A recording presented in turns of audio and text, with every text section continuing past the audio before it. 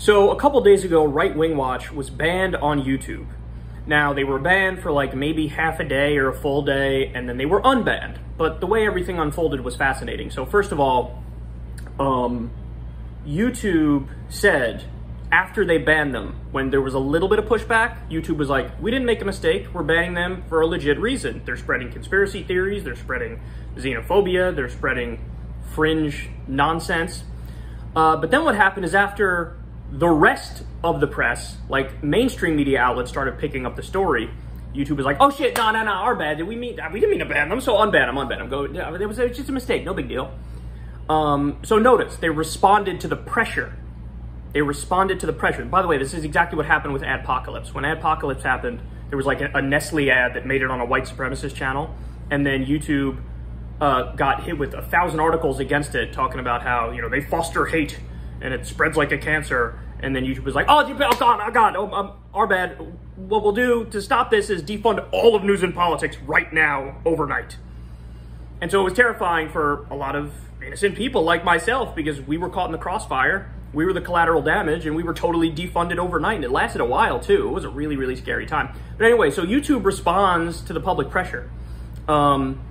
This was an instance of them responding and doing the right thing, but for Adpocalypse, it was the opposite. It was responding and doing the wrong thing. Now, the more important part of this story, though, is the way everybody was talking about it. Virtually everybody in the conversation, at least on Twitter, was a colossal hypocrite. So the right-wingers were like, yes, take down the channel that's making fun of us and exposing us. And the left-wingers were like, no, don't take down our channel, but take down the people they're exposing, their channels. And of course, again, the right-wingers were saying the opposite. Not only, yeah, take down Right Wing Watch, but also leave up the channels of all the people they make fun of, like Pat Robertson, Rick Wiles, you know, you name it. It's evangelical fundamentalist Christians. They make fun of QAnon people. They make fun of standard Republican commentators they make fun of. So notice something. Everybody is a complete and utter hypocrite. And it's quite literal, because there's no commentary on any of the Right Wing Watch videos.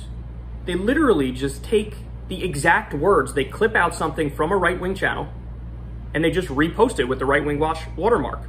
So it's not possible to make the argument, hey, keep it up for us, but ban it for them. Because then, I mean, what argument can you make?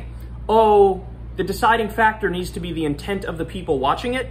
So, like, people who watch Right Wing Watch are watching it to laugh at it and to, like, see these people get exposed. So since they know that these people are full of shit, it's okay in that instance. But if it's the right-wingers channel, then it's not okay, because people go to watch it and they think, like, it's legit and it's real and they agree with them. And so, therefore, in those instances, it's not okay because they're spreading conspiracy theories and xenophobia, so on and so forth. No, that makes no sense. That makes no sense at all. Because, of course, it would be possible for some hardcore lefty to stumble across one of these right-wingers channels and watch it. And even though the person is serious in what they're saying, the lefty might laugh at it. You don't know what's going on in somebody's head. You know, you can't determine the intent or the feelings or the emotions of the people watching it. So, in other words, if you're allowing the videos to go up on the right-wing channels, they need to be allowed to go up on Right Wing Watch. And if you're allowing them up on Right Wing Watch, you're going to need them to be allowed to go up on the right-wing channels. Again, it's the exact same content. So you can't make the argument one is okay and the other one's not okay. So listen, everybody was a hypocrite on this. When I saw Twitter, I was astounded at how dumb everybody was. Everybody was like, either the left-wingers were all like, keep Right Wing Watch up, but pull down the right-wing channels. And the right-wingers were like, keep the right-wing channels up, but pull down Right Wing Watch. You're all idiots. I mean, listen, obviously the answer is, keep it all up. Keep it all up. The only time you should really pull something down is if it's, you know, doxing or direct threats of violence or things that are very clearly, provably, you know, libel or slander or defamation or whatever it is. And even that, there should be like a legal process you have to go through. You guys know my take. I think that we should basically make all of the big social media companies public utilities and regulate them with expanded First Amendment protections.